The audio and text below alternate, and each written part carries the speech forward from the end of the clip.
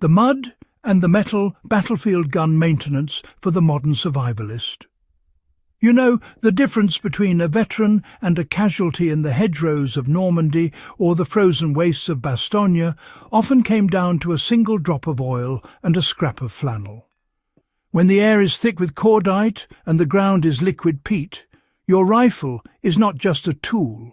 It is the only thing keeping the horizon from collapsing in on you. World War II soldiers lived in a reality where serviceable was a life-or-death distinction. They didn't have climate-controlled workshops or ultrasonic cleaners. What they had was ingenuity, grit, and the understanding that carbon and moisture are more patient killers than any enemy sniper. To survive like they did, you must learn to treat your firearm as an extension of your own nervous system, maintaining it with a level of discipline that borders on the obsessive. Corrosive primers demand immediate chemical intervention after every engagement. During the war, the primary threat to a barrel wasn't just dirt, but the very ammunition being fired. Most vintage rounds use mercuric or potassium chlorate primers which, upon ignition, left behind a residue of salt in the bore. If left for even 12 hours in a humid environment, these salts would pull moisture from the air and flash rust the rifling, a process known as sweating. GIs learned that if they couldn't find specialized solvent, boiling water was the ultimate equalizer.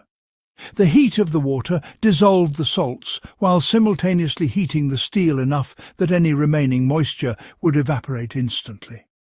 A soldier would pour a canteen's worth of near-boiling water down the breech using a funnel, then immediately follow up with dry patches until the steel was bone dry and hot to the touch.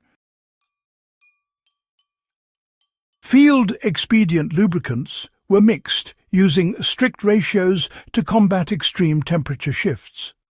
In the sub-zero winters of the Ardennes, standard heavy grease became a liability, thickening into a sticky paste that would cause a semi-automatic M1 Garand to short-cycle or bolt-stick. Soldiers learned to cut their heavy lubricants with gasoline or kerosene to achieve a thinner consistency that wouldn't freeze.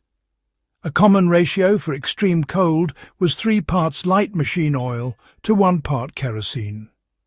This mixture provided enough viscosity to prevent metal-on-metal galling, while remaining fluid enough to ensure the operating rod could cycle freely. Conversely, in the Pacific theatre, the humidity stripped oil away within hours. Survivalists today should note that in high-moisture environments, a wet gun is a protected gun. You apply a heavy coat of oil to the bolt lugs and the receiver tracks, then wipe away only the excess that would otherwise splatter into your eyes during recoil. The art of the pull-through was a lesson in preserving the crown of the barrel. Cleaning rods were often bulky or easily lost, leading soldiers to rely heavily on the weighted cord or pull-through method. This involved a length of braided twine with a brass weight on one end and a loop for a patch on the other. The critical lesson here is the direction of pull. A soldier would always drop the weight through the breech and pull toward the muzzle. This prevented the grit-laden cord from wearing down the delicate crown or the exit point of the rifling. If the crown is damaged or unevenly worn, the gas escapes behind the bullet unevenly, destroying accuracy. For a modern survivalist, this means never scrubbing from the muzzle end unless absolutely necessary, and always using a bore guide to ensure the cleaning implement stays centered. Managing the wood furniture required organic oils to prevent swelling and cracking. The steel was only half the battle, as the walnut or birch stocks of the era were susceptible to the elements. A waterlogged stock would swell, putting pressure on the barrel and shifting the point of impact by several inches. Soldiers were issued raw linseed oil, which they would rub into the wood using the heat of their palms. The friction of the hand rubbing helped the oil penetrate deep into the grain.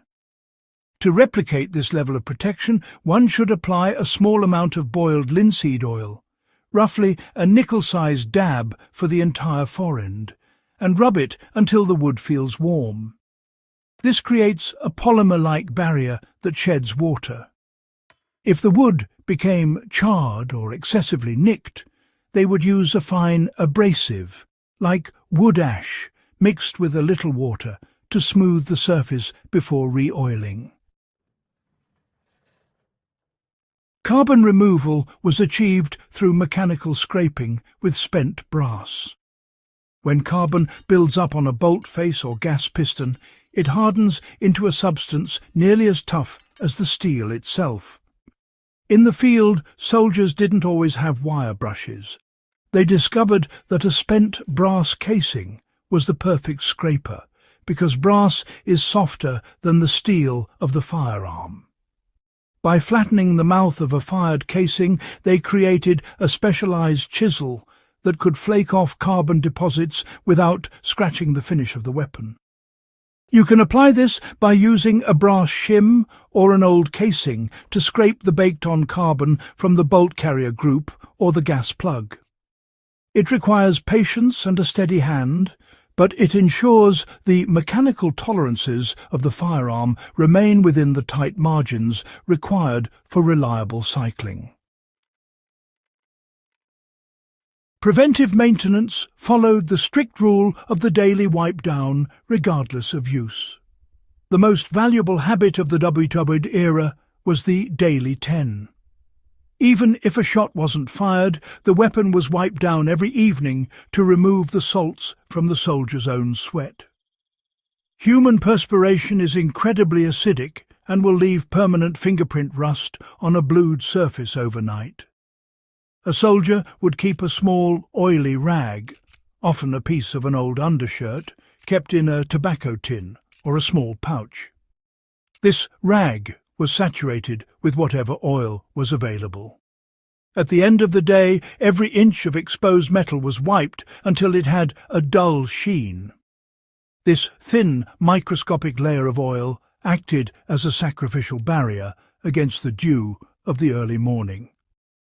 If you found this breakdown of historical survival maintenance valuable, make sure to subscribe to the channel for more deep dives into rugged, field-tested skills. Share this guide with your local community or your bug-out group. Knowledge is the only gear that doesn't add weight to your pack. Stay vigilant and keep your powder dry.